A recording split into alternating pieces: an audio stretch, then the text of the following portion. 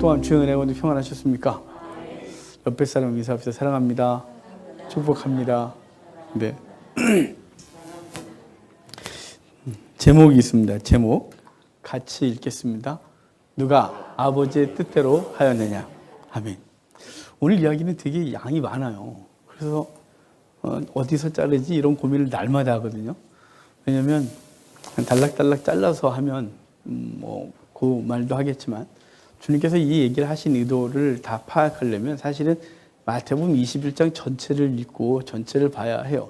우리가 시간이 한정돼 있잖아요. 그래서 어떡하지 그러다가 오늘 여기 무화과 나무 마른 사건에서 그 다음에 두 아들의 비유까지만 보려고 합니다.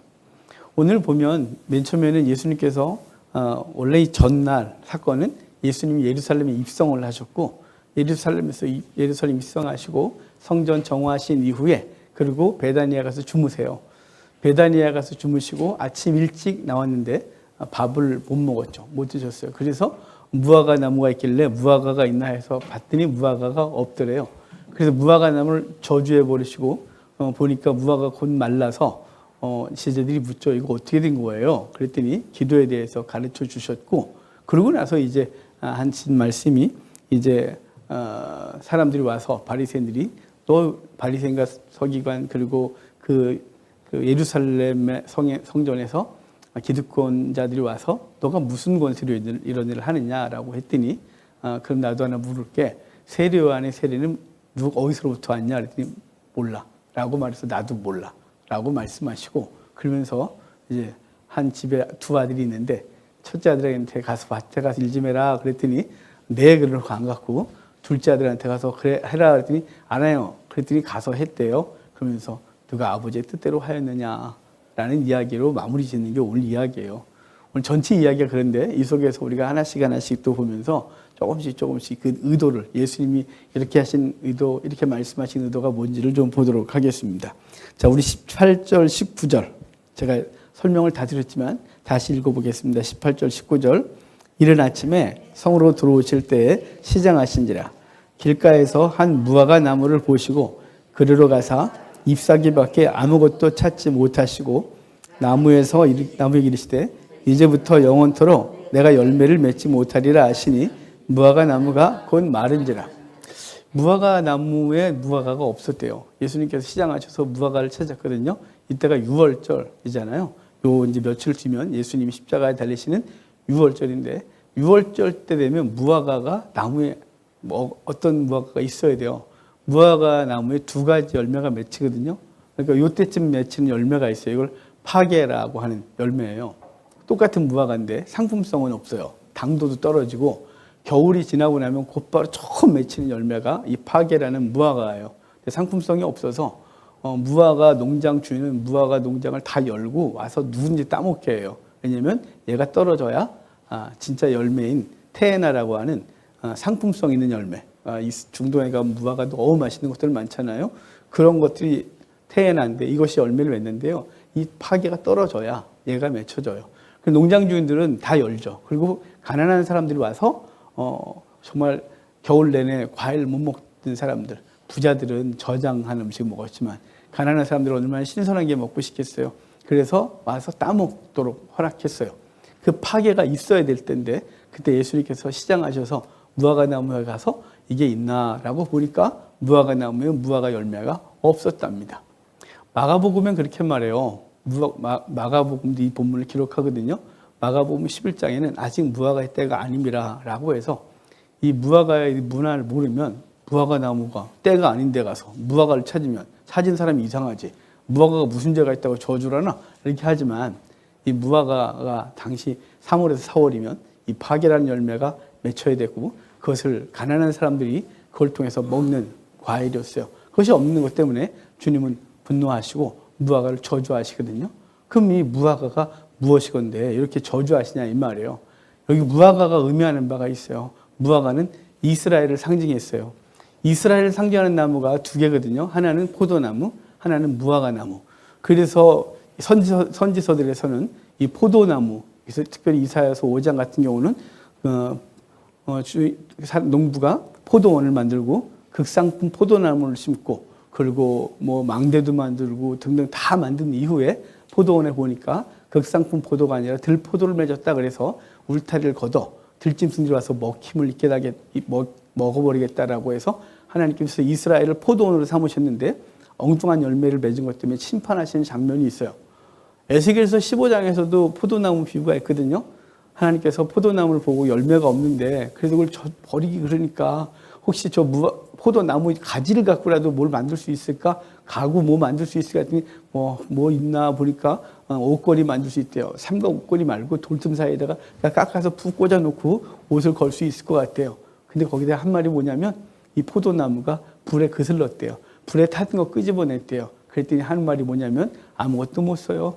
태워버려야지 라고 해서 이스라엘이 포도나무인데 포도나무를 심고 기대했던 주인이 열매가 없고 열매가 없어도 혹시나 그 나무를 어떻게든지 보호하고 어떻게든지 좀 쓸까 했지만 죄로 오염된 그 이스라엘을 심판하시는 얘기가 구약의 선지자를 통해서 계속 하시는 거예요. 그래서 우리가 잘 아는 대로 요한복음 15장은 다시 포도나무 말씀하시면서 이스라엘의 지도자들이 잘못됐고 그리고 이스라엘이라는 종교, 이스라엘이라는 정치라는 포도나무에 붙어있던 이스라엘은 함께 망해서 다 버림받았지만 요한복음 15장에서는 아버지가 농부시고 내가 참 포도나무고 너희는 가지에 내게 붙어있으면 절로 열매를 맺느니라 라고 해서 이스라엘은 그동안 구약에서는 잘못된 지도자들과 잘못된 농부죠.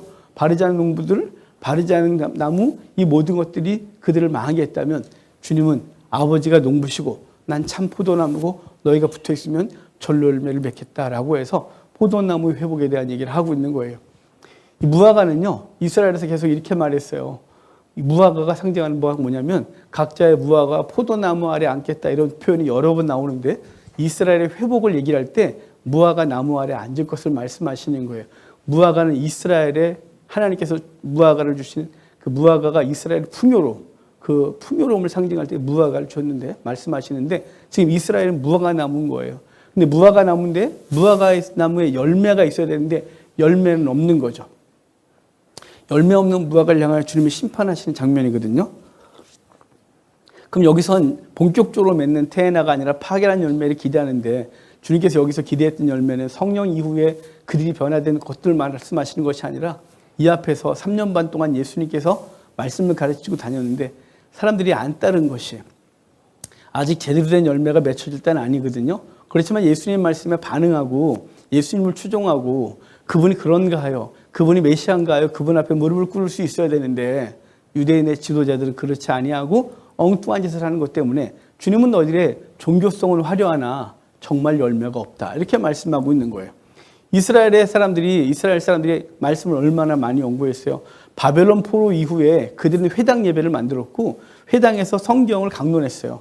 그러니까 바벨론 포로 이전에는 말씀이 없었어요. 그래서 솔로몬이 전도서에서 이 허무함을 얘기를 하면서 말씀이 없는 예배가 얼마나 허무한 줄 아느냐고 그 말씀이 없는 예배, 구약의 짐승만 잡아들이면 됐잖아요. 솔로몬도 그것이 허무하다고 했어요. 그런데 바벨론 포로 이후에는 그들이 성전이 없어진 상태에서 성전이 없어졌기 때문에 바벨론 포로제에서 회당 예배를 안식일마다 드렸고 그곳에서 말씀을 강론하고 요즘 썬데이 스쿨 그러니까 그 안식일 교육이 일어났어요. 그래서 자녀들도 안식일에 와서 성경 공부하고 어른들도 모여서 당연히 성경을 공부하고 그래서 말씀 중심의 유대교로 바뀌어요. 그리고 와서 말씀을 얼마나 많이 나눴어요. 바리새인들이 얼마나 말씀을 깊이 연구했어요. 달달달달 외웠어요. 그리고 성전에서는 사두개파들 중심으로 예배가 화려하게 집행됐어요. 그런데 뭐가 없냐면 그들이 하나님께서 기대했던 열매가 하나도 없는 거예요. 이 무화과, 잎만 무성한 무화과는 그들의 종교행위를 말하는 거죠. 그들의 세치어로 신앙을 얘기하는 걸 말하는 거예요. 하지만 뭐가 없냐면 열매가 없는 것이죠. 주님께서 그들의 열매를 기대했는데 열매가 없는 거예요. 여러분, 우리는 어떻습니까? 난 신앙의 열매가 있다. 이렇게 스스로 자부하십니까? 무화과 나무를 심을 때는요, 무화과를 통해서 꽃을 보고자 함이 아니에요. 말 그대로 무화과잖아요. 꽃이 없다고요. 꽃이 있긴 한답니다. 제가 무화과 나무를 제대로 본 적이 없어요.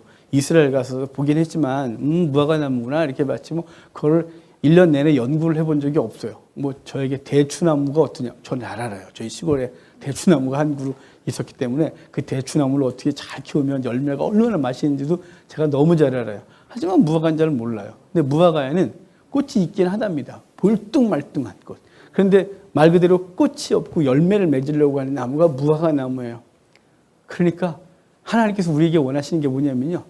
화려한 삶의 꽃을 원하는 게 아니라 우리에게 열매를 원하시는데 우리는 자신의 화려함, 자신의 영광만을 추구하니까 뭐가 없냐면 열매가 없는 거죠. 지난주에 제목 기억하십니까? 하늘의 밀이 죽으면. 하늘의 밀이 죽으면 많은 열매를 맺는다 그래요. 주님께서 우리에게 요구하시는 게 뭐냐면 열매거든요. 근데 우리는 열매 생각 안 하고 꽃을 바래요. 그래서 사람들 앞에서 화려하게 등장하길 원하는 거죠. 대단해.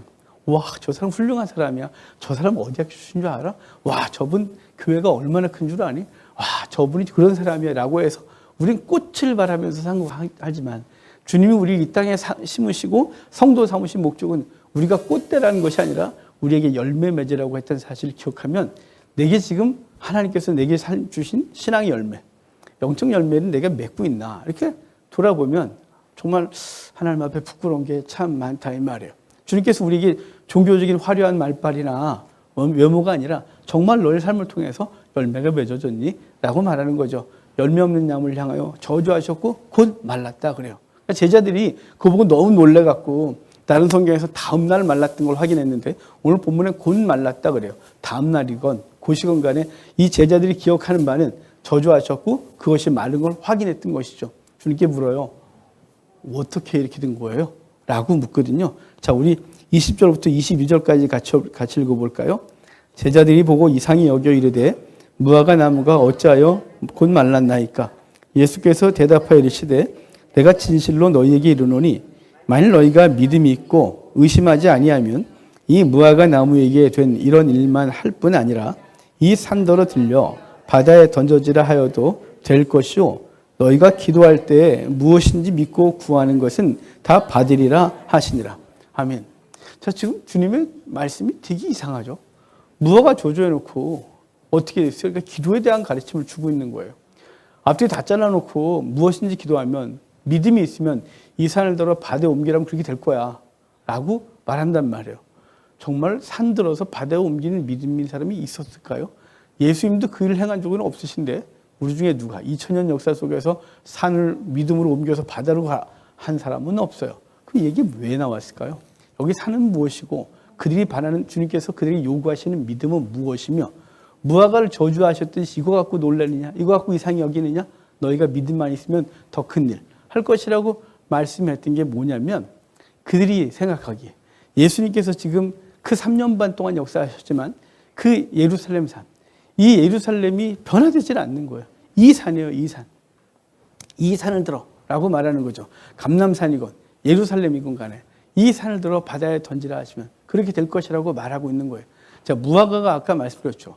무화과는 그들의 풍요로움과 하나님의 회복과 영광에 대한 상징이라고. 무화과를 저주했다는 걸 못 가요. 무화과 저주는 그들이 심판할 걸 말씀하고 있는 거예요.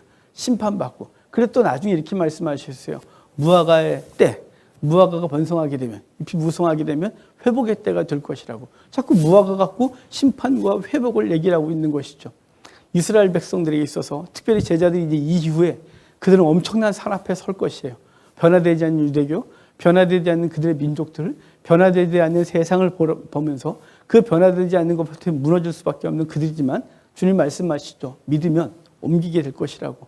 믿으면 되는 것이라고 말씀하셨던 건 여긴 네가 원하는 거 다 구해. 돈 구해. 건강 구해.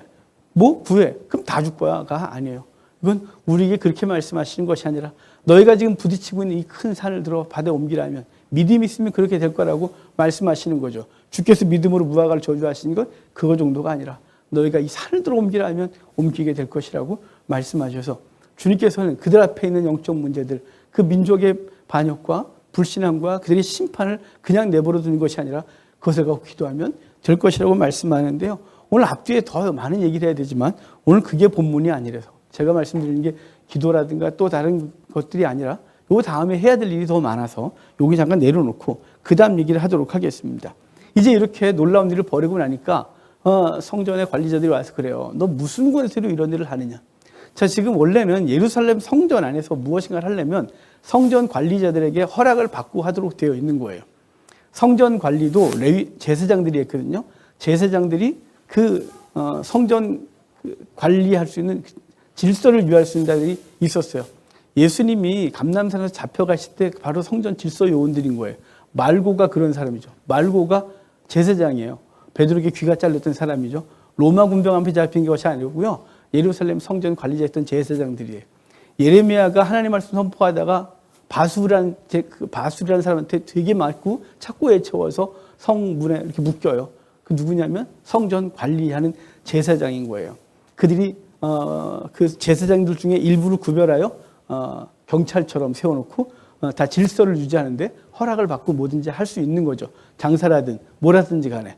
그런데 예수님이 아무 허락도 받지 않고 놀라운 일들을 하는 거예요. 병자를 고치고 그 앞에 보면요. 어디 부분 보냐면 14절에 오늘 본문 읽질 않았지만 14절에 보면 맹인과 전원자들이 성전에서 예수께 나오매 고쳐주시니라. 성전에 맹인과 전원자들, 이 사람들이 어떻게 여기 들어왔는지 알 수가 없어요. 사실은 원래 못 들어와야 되거든요. 못 들어오는데 예수님이 데리고 오셨는지 일로 와 들어오라고 바깥에 있는 걸 들어오러 가셨는지 앞뒤 문맥도 없고 주석으로 봐도 안 나오는데요. 어찌됐거나 이들은 원래 성전에 있으면 안 되는 사람들이에요. 그래서 번역 성경을 다 봤어요. 혹시나 예수님이 성전 바깥에서 이들과 무슨 일이 있었던 건가 아닌데 다 성전 안에서 이 사건이 벌어졌다 그래서 이건 사실은 그들의 문화 속에서 이상한 사건이에요. 이상한 일이 벌어진 거예요. 그러면 안 되는 거죠. 맹인과 전의자들을 들어오고 그들을 고치세요.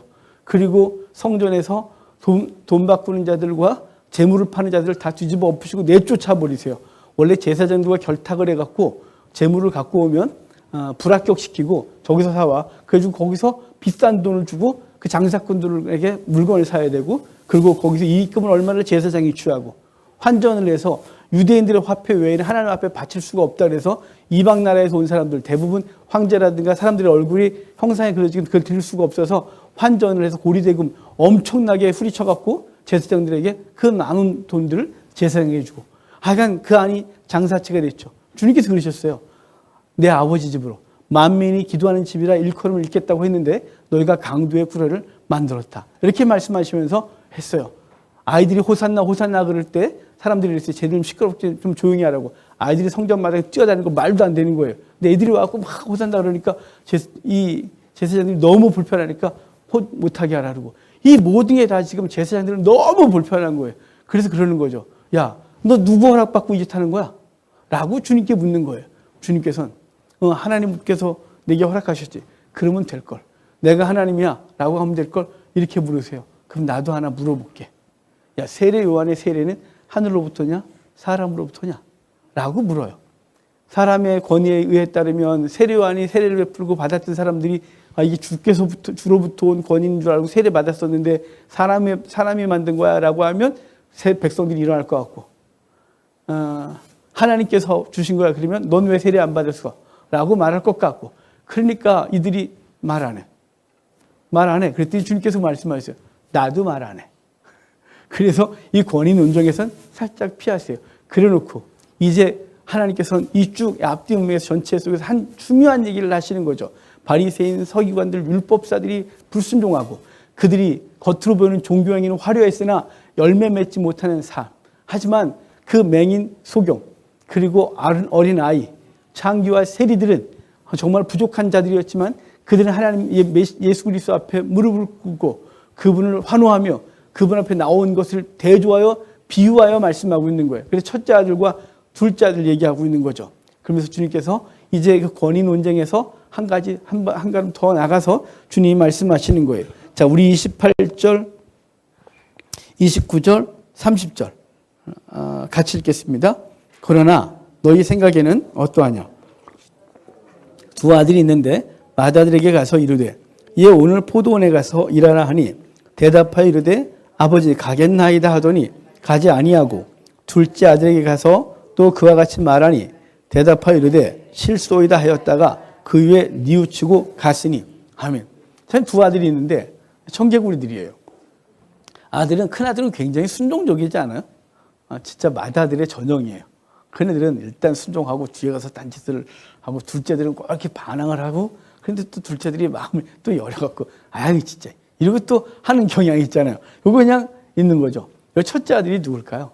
바로 이들에게 지금 주님께 대항하고 있는 종교 지도자들인 거예요. 그들은 하나님 앞에서 그들은 하나님의 말씀을 연구하고 그래서 마치 하나님께 순종하는 자처럼 예라고 했단 말이에요. 율법을 연구하고 종교행위 열심히 하고 어찌됐거나 바르게 해보려고 애썼어요. 그런데 사실은 저 뒤에 불순종이 있었던 거죠. 그들의 마음에 그렇게 열심히 종교 생활의 이유는 하나님을 사랑해서가 아니라 하나님으로부터 뭔가를 얻어내고 그들이 종교행위를 통해 사람들한테 존경받고 종교행위가 그들에게 이익이 됐기 때문에 종교행위를 하고 있는 것이에요. 그들은 겉보기엔 예했으나 저 속에서는 아니요 라고 말하고 불순종하고 있는 것이고 둘째 아들은 세리와 창기 그리고 소경 맹인 어린아이 그리고 유대 민중들이에요. 그들이 그들이 구약에서는 전혀 순종하는 것 같지 않은 거죠. 그들은 죄인이고 그들은 버림받은 것 같았던 거예요. 근데 주님께서 오셔서 말씀을 전하시고 기적을 행하시고 그들에게 요청하시더니 그들은 아니요 했던 사람들이지만 예수님의 말씀을 듣고 예라고 따랐다는 것이에요. 그들에게 진정한 열매는 무엇이냐면 예하고 순종하는 것이죠. 그래서 뒤에 보면 그래서 이렇게 말해요. 31절 32절 다 같이 읽을까요? 그 둘 중에 누가 아버지의 뜻대로 하였느냐 이르되 둘째 아들이니이다. 예수께서 그들에게 이르시되 내가 진실로 너희에게 이르노니 세리들과 창녀들이 너희보다 먼저 하나님의 나라에 들어가리라. 요한이 의의 도로 너희에게 왔거늘 너희는 그를 믿지 아니하였으되 세리와 창녀는 믿었으며 너는 이것을 보고도 끝내 뉘우쳐 믿지 아니하였도다. 아멘. 지금 오늘 이야기가 어디서부터 시작됐냐면 사실은 입성부터 해서 쭉 왔던 거거든요. 예수님의 제자들 비롯해 많은 사람들은 호산나 다윗의 자손이요 우리를 구원하소서라고 종려나무 가지 흔들면서 주님을 환호했고 주님을 따랐고 그리고 그분 앞에 무릎을 꿇고 그 변화가 있었다면 하지만 반대는 계속해서 불편해했던 이 사람들이 있었던 거예요. 이곳에서 주님께서는 무화과 무화과를 저주하시면서 그 열매 없는 것에 대해 책망을 했었는데 지금 여기까지 온 것이죠. 자, 첫째 아들은 열매가 없었죠. 그들은 화려한 꽃만을 생각했어요. 화려함만 생각했던 거죠. 바리새인 서기관들 율법사들은 사람들한테 칭찬받으려고 일주일에 2번 금식하면서 시장 어귀에 손 번쩍 들면서 하나님 감사합니다. 나를 저런 죄인처럼 살지 않고 거룩하게 살게 해줘서 감사합니다. 이렇게 하면서 그들은 거룩한 척을 했단 말이에요. 제사장들은 자기들의 종교 권위를 가지고 하나님 앞에 예배하는 그 특권을 가지고 이익을 취하고 사람들을 박해하고 가난한 자들을 아주 착취하는 것이었어요. 비둘기 그 가난한 사람들의 재물을 그것을 비싸게 사게 하고 그리고 환전을 통해서 엄청난 이익을 취하고 그들은 온통 자신들의 화려한 삶, 현실의 삶만 추구했다면 도리어 죄인들은 그렇지 않았고 따라와서 주를 따르고 어찌하면 주의 백성대로 살까? 그래서 그들은 다 버려두고 주를 따르는 순종이 그들에게 있었던 거죠. 여러분, 우리 한국교회가 왜 이렇게 무너졌을까요? 우리 한국교회가 무너진 것은 열매가 아니라 꽃만 받기 때문에요. 열매가 아니라 우리는 우리 신앙이 우리를 화려하게 하고 사람들 앞에 우리의 신앙을 드러내고 칭찬받고 우리의 신앙을 통해서 내 삶에 어떤 것이 더 많아지기를 바라면서 열심히 헌신하고 열심히 기도하고 열심히 봉사하는 거죠. 왜냐하면 그것을 통해서 내가 내 삶에 더 많은 것을 얻어내야 했기 때문에 그래요. 그래서 이걸 속된 말로 이래요. 돈 놓고 돈 먹기. 하나님 앞에 헌금을 드리고 난 더 많은 것을. 그래서 이렇게 기도하는 거 못 들으셨어요? 재물의 복은 재물을 드린 것으로 얻어지는 거라고. 이런 사기꾼 같은 가르침이 어디 있어요? 그런 건 없는 거예요. 하나님 앞에 하나님 우리에게 원하시는 건 꽃이 아니에요. 우리 개인이 화려하게 빛나는 걸 원하시는 것이 아니라 우리가 죽어 열매 맺게 하심이에요. 무화과나무를 심으신 목적은 열매 맺는 게 목적이에요. 근데 우리는 열매 맺는 거에 대한 관심이 별로 없어요. 열매 맺으려면 내가 죽어야 되는데 죽는 거에 관심이 없어요. 내가 어떻게 하면 화려해지느냐가 큰 관심이죠. 그래서 종교행위도 하나님을 사랑한다고 말하는 것도 하나님 앞에 예배하는 모든 것도 하나님 앞에 헌신하는 모든 것도 열매 맺기 위함이 아니라 종교를 통하여 자신을 더 화려하게 하는 게 목적이었기 때문에 우리는 망한 거예요. 그래서 우리는 어디 가서 이렇게 말하죠. 내가 어떻게 살아? 나는 목사들 우리 세계는 그래요. 교회가 얼마나 크며 성도는 얼마나 많으며 이것들이 우리 목사들 서열을 나눠요. 서열을 나눠서 그렇게 딱 되면 서열이 자연스럽게 정리가 되어져요. 저희가 지금 조그만 교회는 저 바닥에 가서 있어야 돼요. 저 바닥에. 목사님들 모임에 설교를 하려면 헌금을 많이 그 모임에 후원금을 좀 해주면 설교로 서줘요. 설교를 아무리 잘해도 그가 후원금을 내지 않으면 저 뒤에 앉아있다가 그가 아무리 바라도 상관이 없는 거예요. 저 뒤에 앉아있다 조용히 있다가 밥 얻어먹고 가면 되는 거예요. 이게 우리 모습이에요. 우리 모습이 이미 많이 썩었어요. 열매는 관심이 없어요. 주님께서 바라시는 게 은사가 아닌 걸 아십니까? 고린도전서 12장, 13장, 11장부터 쭉 해서 이제 은사에 대해서 12장, 13장, 14장 은사에 대해서 말하는데 은사는 선물, 카리스마라고 했잖아요. 그것은 그냥 하나님께서 맡겨주신 거예요. 뭐 때문에요? 일하라고. 근데 일하라고 맡겨주신 거 갖고 자랑하고 다니면 되겠어요? 종한테 호미 주고서 야 받침 김 좀 메고 와 그랬더니 가면 김은 안 메고 호미 자랑하고 돌아다니면 되겠냐고요. 주님이 하신 게 은사가 아니에요. 주님이 하신 건 갈라디아서 5장의 열매인 거예요. 그 열매는 하나님의 말씀 받고 그 말씀 갖고 자신을 쳐서 복종시키면서 자기가 죽어야만 맺는 거예요. 말씀을 가지고 우리 가정으로 돌아가서 자기가 죽어야 그 가정에서 열매가 맺어지는 거예요. 그 말씀을 가지고 직장에 가서 죽어야 그 직장에서 아름다운 복음의 열매와 영혼들의 열매가 맺어지는 거예요. 그래서 영혼들이 건져지는 거죠. 돌아온 자들과 이미 아직 돌아올 자들이 많은 이야기를 이사야서 56장에서 이 만민이 기도하는 집이 될 것이라고 일컬어진다고 할 때 그때 말씀하신 거거든요. 이방인도 고자도 주 앞에 다 예배할 것이고 그렇게 말씀하시면 이미 돌아온 자들과 아직도 돌아올 자가 많으므로 그들이 와서 이 성전에서 예배하게 될 것이고 기도할 거를 말씀하실 때 그런 얘기면서 앞뒤를 다 얘기를 하고 있는 거예요. 여러분, 저 여러분의 열매가 무엇이냐 한번 돌아보셔야 돼요. 자신의 화려한 삶을 추구하는 사람들은 인생에 생각하는 재물, 성공, 명예, 쾌락 이런 것을 추구할 것이고요. 하나님이 원하시는 열매를 바라며 오늘 자신을 죽이는 사람들은 사랑과 희락과 화평과 온유와 충성과 양선 같은 삶의 열매들이 맺어지게 될 거예요. 주님이 원하시는 것은 꽃이 아니고 열매임을 기억하십시오. 저 여러분이 우리 가정에 돌아가서 우리 삶의 자리에서 신앙의 말이 아니라 회초로 하나님의 말씀을 화려하게 말하는 것이 아니라 사람들 앞에 가서 내가 교회에서 어떤 직분을 갖고 있고 내가 교회에서 얼마나 많은 일을 하며 이런 것이 아니라 하나님 앞에 내가 어떤 열매를 맺고 있는지를 잠잠히 자신을 생각해 보시고 열매 없는 삶이라면 오늘 회개하시고 우리 삶에 돌아가 열매 맺는 삶이 되도록 여러분 자신을 쳐서 복종시켜야 되는 거예요. 지난주 말씀대로 하늘의 밀이 되어 죽으셔야 되는 거예요.